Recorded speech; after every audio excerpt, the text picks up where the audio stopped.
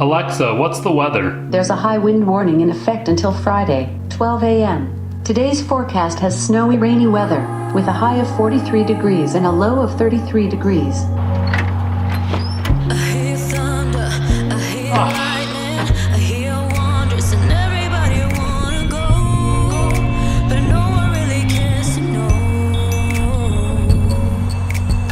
I see marvels, I see titans, and some troubles that everybody has to face, that no one really can erase,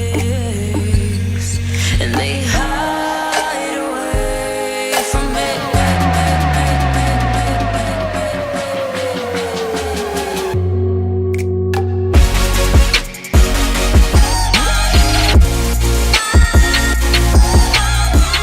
Clearly the weather can't make up its mind. It's supposed to be spring. You see these flowering trees, and these are lilacs that are already in bloom. You might even be able to hear these birds off to the side. Look at this. That's fresh snow on the mountain.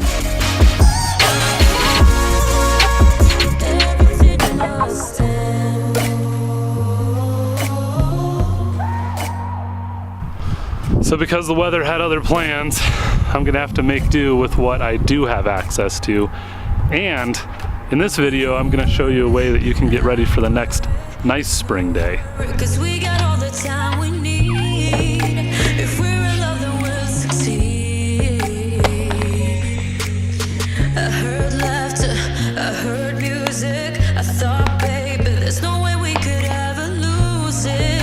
There's no way we could ever break or bruise it. But you threw it on the ground.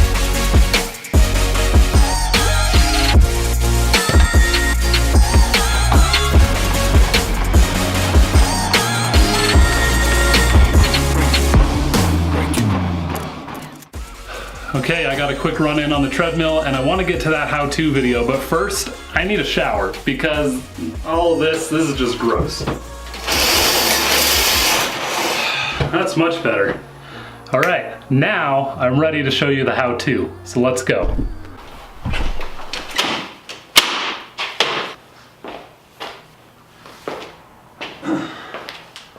This is my bike. There's a problem. My tire, and look. So I'm going to show you how to change an inner tube today. That's what this is about. I don't have like one of those cool mounts to work on a bike, so I'm going to go a little bit low tech here. You can flip your bike over, pro tip, rest it on your handlebars and your seat. Okay, not too bad. So when you have your bike flipped upside down so that it stays pretty upright, every bike is gonna have an attachment like this. So there's kind of this lever that you'll pop out in some cases, you'll pull it out and then twist it around. This particular bike has disc brakes, and for that reason, this is a slightly different setup. So I can pull this out to position this lever wherever I want. And I'm going to put it there, and rather than flipping it over and then starting to spin it, this is how this one works. This is called a through axle, and the way that you can tell that is because it goes all the way through and then the threads are on the far side.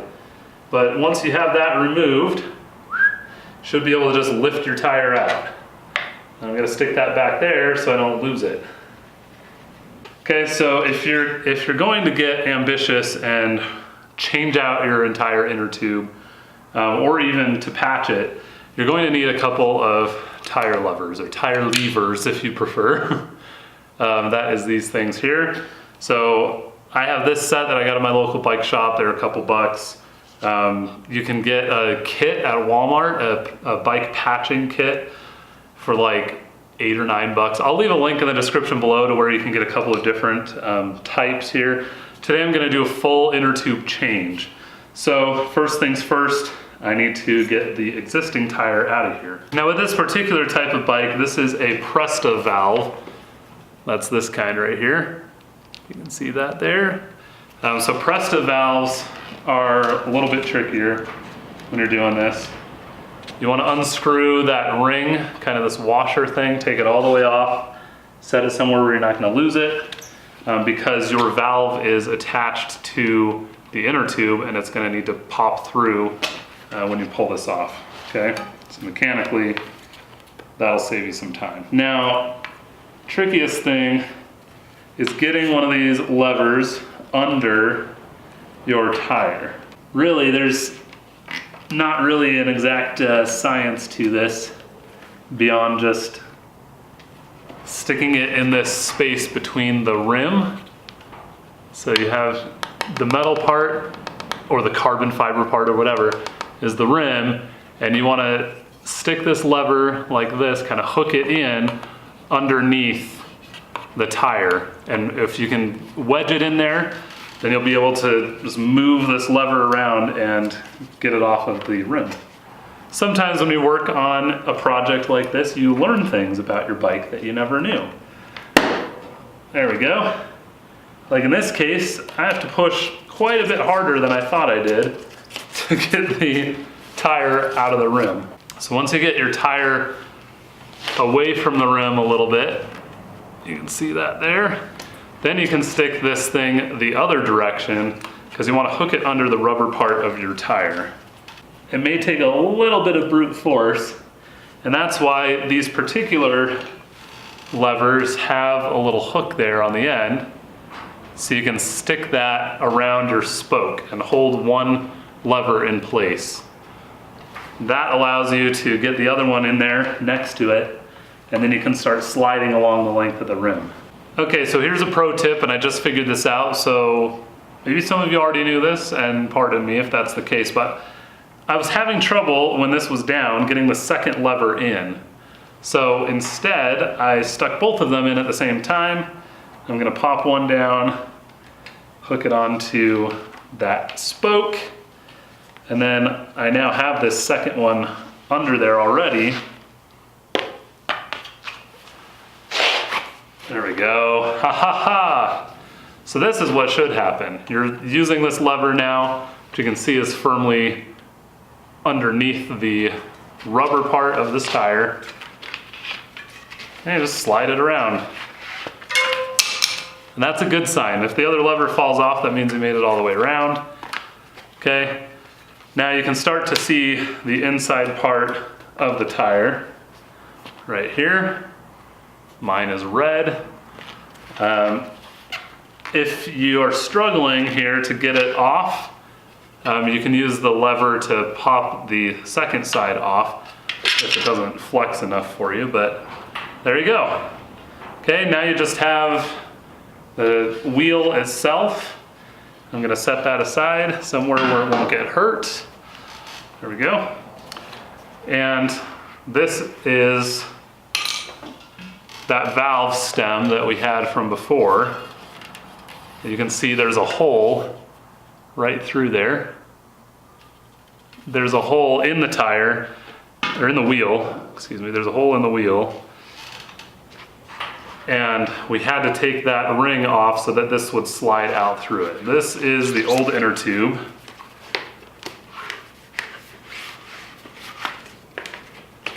So, I'm gonna take our new, and in this case, this is the Specialized brand because I got it when I got my bike. These inner tubes, depending on how fancy of a bike you have, it could be kind of expensive. At Walmart, if you have a typical mountain bike, you're looking at less than 10 bucks. I think this one was like 13 or 14 or something. So, you know, obviously there is value in patching inner tubes if you can, if it's not too bad of a puncture. And again, now you're doing the same procedure in reverse. You want to take that ring off of your stem.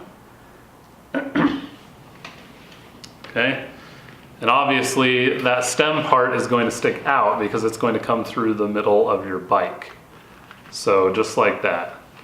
Okay, but you're just going to kind of gently stick the inner tube in your tire. There we go. Now you can inflate this a little bit if that helps you keep it in the tire a little bit better. You can see mine's drooping, sagging right there. But if you put too much air in, it's gonna be next to impossible to get it back onto your wheel. So find that hole that you had before. Mine's right there, you can see it, okay? That's gonna be your starting point because your valve stem needs to go through that hole.